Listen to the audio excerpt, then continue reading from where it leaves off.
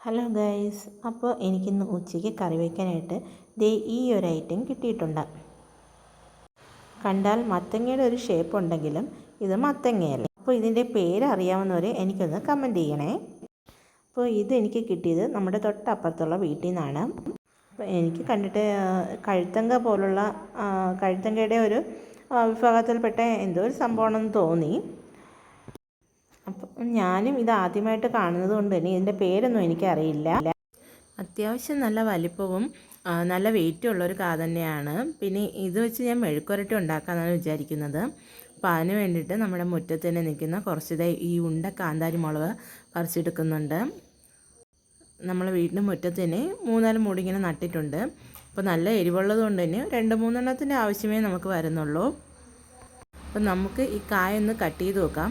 ഇതിൻ്റെ ഉൾഭാഗം എങ്ങനെയാണെന്നോ എന്താണെന്നൊന്നും എനിക്കറിയില്ല. അപ്പോൾ കട്ട് ചെയ്ത് നോക്കിയാലേ അറിയത്തുള്ളൂ. അപ്പോൾ അതാ വലിയ പ്രയാസമൊന്നും ഇല്ലാതെ തന്നെ നമുക്കിത് കട്ട് ചെയ്തെടുക്കാം. പിന്നെ ഒരു ഭാഗം ഇത് കട്ട് ചെയ്തിട്ടുണ്ട്. പിന്നെ നമുക്ക് കറി വയ്ക്കാനായിട്ട് ഇതിൻ്റെ ഒരു ചെറിയൊരു പോർഷൻ മതി.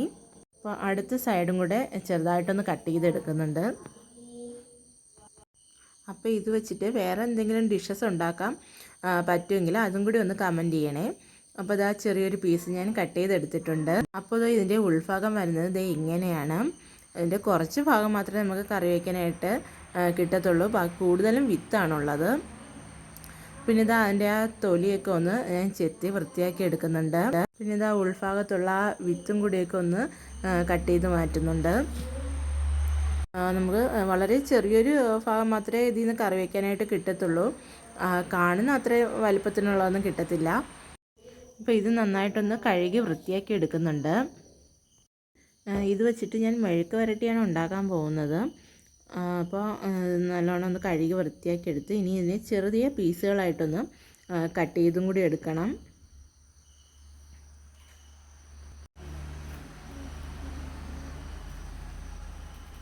ഇത് കട്ട് ചെയ്ത് ഞാൻ ഇതേ കണക്ക് ചെറിയ പീസായി കട്ട് ചെയ്തെടുത്തിട്ടുണ്ട്.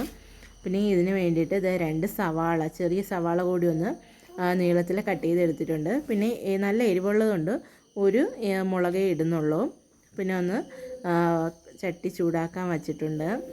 എണ്ണ ഒഴിച്ചു കൊടുത്ത് എണ്ണ ചൂടായി വന്നപ്പോൾ കടുക് പൊട്ടിച്ചു. അതിലേക്ക് ഒരു വറ്റൽമുളകും കൂടി ഇട്ട് കൊടുത്തിട്ട് അതൊന്ന് മൂത്ത് വന്നപ്പോൾ കുറച്ച് കറിവേപ്പിലയും കൂടി ഇട്ട് കൊടുത്തു. പിന്നെ നമ്മൾ ഈ കട്ട് ചെയ്ത് വെച്ചിട്ടുള്ള സവാള കൂടി ഒന്ന് ചേർത്ത് ഇതിനി നന്നായിട്ടൊന്ന് വഴറ്റിയെടുക്കണം. നമ്മുടെ ഈ ശരിക്കും വെള്ളമാണ്, അതിൽ വെള്ളം ചേർക്കേണ്ട ആവശ്യമില്ല. അപ്പോൾ അതൊന്ന് വഴണ്ട് വന്ന ശേഷം എന്താ ഈ കായും കൂടി ഒന്ന് ഇട്ട് കൊടുക്കുന്നുണ്ട്. അപ്പോൾ കായുടെ കൂടെ തന്നെ സവാള ഇട്ട് കഴിഞ്ഞാൽ സവാളയ്ക്ക് ചിലപ്പോൾ വേവ് ഒന്ന് കുറഞ്ഞെന്നിരിക്കും. അതുകൊണ്ടാണ് ഞാൻ നേരത്തെ തന്നെ സവാള ചെറുതായിട്ടൊന്ന് വഴറ്റിയെടുത്തത്. അപ്പോൾ നമുക്കിന്ന് വഴറ്റി ഇതിനെ നല്ലതുപോലെ വഴറ്റിയെടുക്കാം. അപ്പോൾ ഇതിൽ ഒട്ടും തന്നെ വെള്ളം ചേർക്കേണ്ട ആവശ്യമില്ല. ഇത് വേവും തോറും ഇതിൻ്റെ വെള്ളം ഊറി ഇറങ്ങിക്കൊണ്ടിരിക്കും. ചെറുതായിട്ടൊന്ന് വാടി വന്നപ്പോൾ തന്നെ ആ കാന്താരി മുളകിൻ്റെയൊക്കെ നല്ലൊരു മണം വരുന്നുണ്ട്. അതുപോലെ തന്നെ നമുക്കിത് പെട്ടെന്ന് വെന്ത് കിട്ടുകയും ചെയ്യും. അങ്ങനെ ഇതുപോലെ ഇങ്ങനെ വെള്ളം ഊറി വന്നുകൊണ്ടേയിരിക്കും. അപ്പോൾ കുറച്ച് സമയം എടുക്കും ഇതിൻ്റെ ഈ വെള്ളമൊക്കെ ഒന്ന് വറ്റിച്ചെടുക്കാനായിട്ട്. അപ്പോൾ ഇത് നന്നായിട്ടൊന്ന് വെന്തിട്ടുണ്ട്. പക്ഷേ ഇതിൻ്റെ വെള്ളം കൂടി കുറച്ചുകൂടി ഒന്ന് വറ്റിച്ചെടുക്കണം. നമ്മൾ നിറയെ ചട്ടിയിൽ ഇട്ടിട്ടുണ്ടായിരുന്നു. പക്ഷേ അത് വെന്ത് വന്നപ്പോഴേക്കും ചട്ടിയുടെ പകുതിയോളം കുറച്ച് ഉള്ളതായിട്ട് തോന്നുള്ളൂ. ബാക്കി ഇത് ഫുള്ള് വെള്ളമാണ്.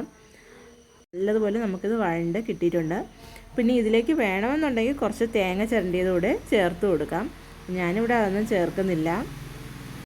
അപ്പോൾ നമുക്ക് നല്ലപോലെ വെള്ളമൊക്കെ വറ്റി കിട്ടിയിട്ടുണ്ട്. അപ്പോൾ സ്വാദിഷ്ടമായ നല്ലൊരു മെഴുക്കുവരട്ടി ഇവിടെ തയ്യാറായിട്ട് എനിക്ക് ഇന്നത്തെ സ്പെഷ്യൽ എന്ന് പറയുന്നത് ഇതൊക്കെയാണ്. അപ്പോൾ വീഡിയോ ഇഷ്ടമായെങ്കിൽ സബ്സ്ക്രൈബ് ചെയ്യാൻ മറക്കല്ലേ. അടുത്ത വീഡിയോയിൽ കാണുന്നവരേക്കും ടാറ്റാ ബൈ.